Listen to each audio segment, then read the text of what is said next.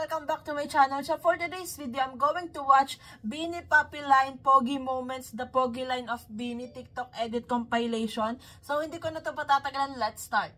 Sinabi sa'yo mahal kita, sasabihin mo rin bang mahal mo ko? Siguro. Grabe naman yan, JR!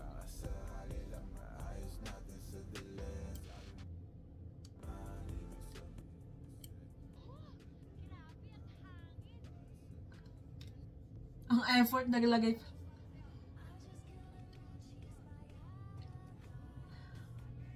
Grabe si Joe! Ang hot! Ang pogi! Naswag.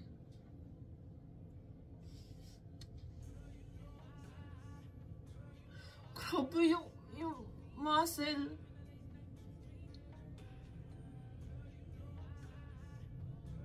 Joe, one chance lang.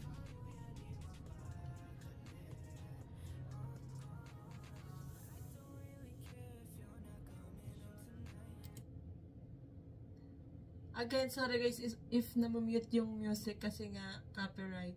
Iya, first name mo, tas ang angas mo, ha? Paki mo. Oh, paki mo! Baka bias ko yan! Ang pogi! So paganda, my love. Papakasalan na mahal luluhuran pagsisibihan.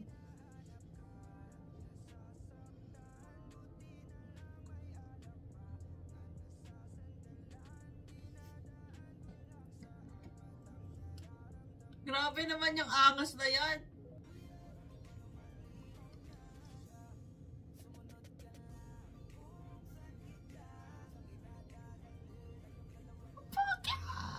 Oh my gosh, ito ay yung ano, ito yan, yung wallpaper ko, oh.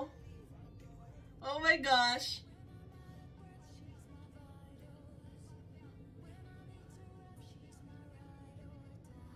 Grabe yung duality from pogi to maganda. Golet, kalmahan mo. Ako isang marupok na Coca-Cola. Diba? Ganda! Oh my God!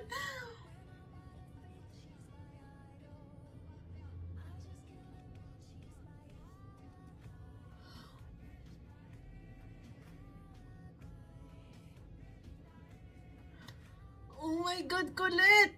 Maria Nicolette! Paganda talaga!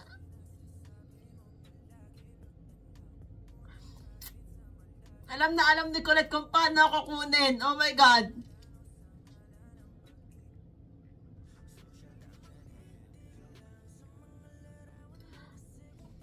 Grabe naman yung Gwen! Sobrang grabe mga attack si Gwen. Oh my gosh! The aura? Bro!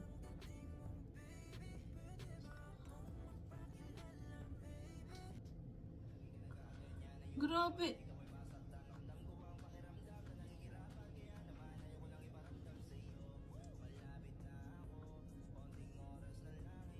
Yung ganitong forma ni Gwen, like ang laking polo or kaya shirt, tas naka-capback. Gwen, huwag mo ako titigan ng ganyan. Oh my gosh, magagalit si Colette. Model aura talaga si Gwen. Like, oh my God. Ganda.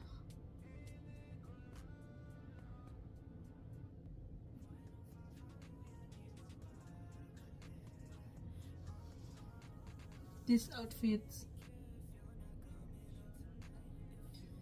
Diba?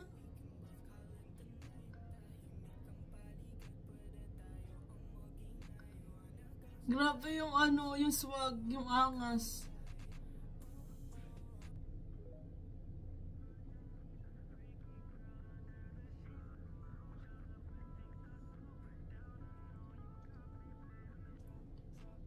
Oh!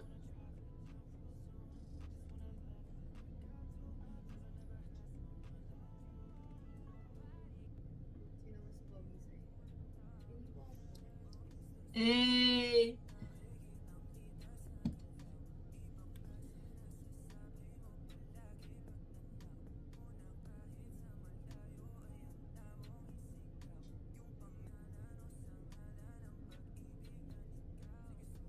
Grabe naman yan, Mika Lim.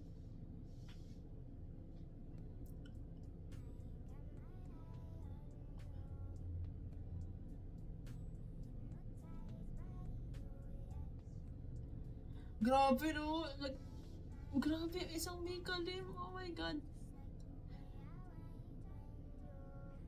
Grabe yung effect ng poging Mika Lim. Pero pag naging girly-girly, grabe din. Pero most of the time, ano siya eh, parang boyish yung style niya, which is sobrang love ko. Kasi boyish din ako.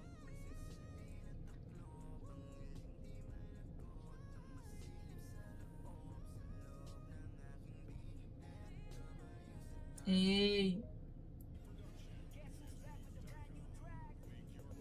Grabe naman yung pogi line, parang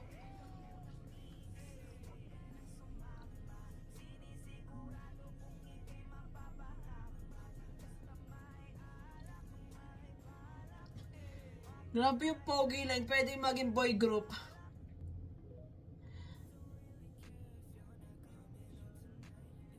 Oh my God, the visual.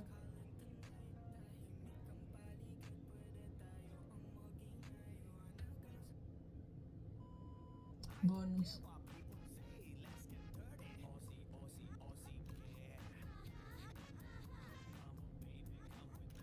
Hey!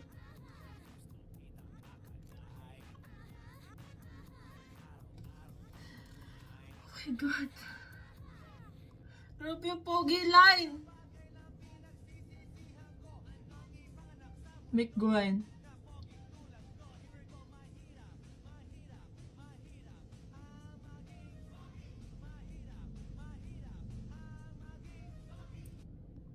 Grabe nga yun.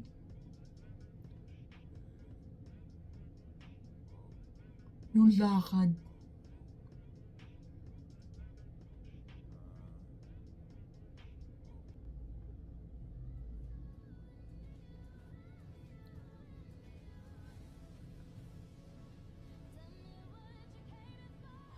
Oh my God, this edit. The duality. Ooh, the presence.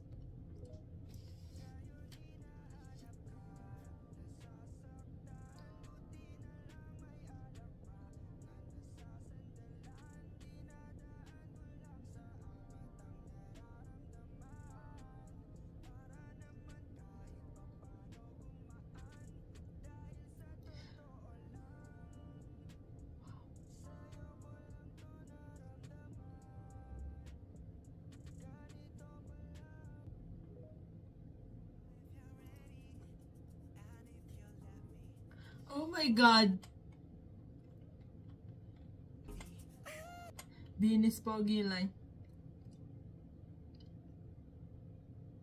I think nakita ko to sa TikTok and then in-story ko to sa IG ko. Itong edit na to.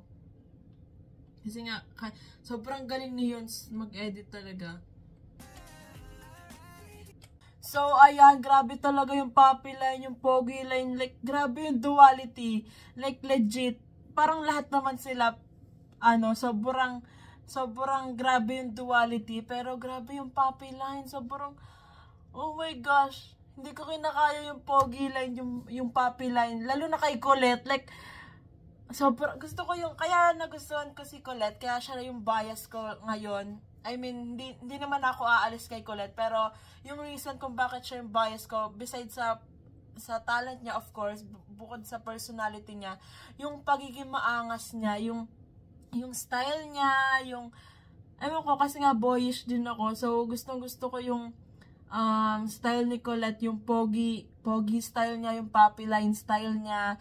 Tapos, grabe si Gwen, like, what? Tapos si Jo minsan lang siya nagiging poppy line, pero parang most of the time pala poppy line, pero minsan kikay, ganan.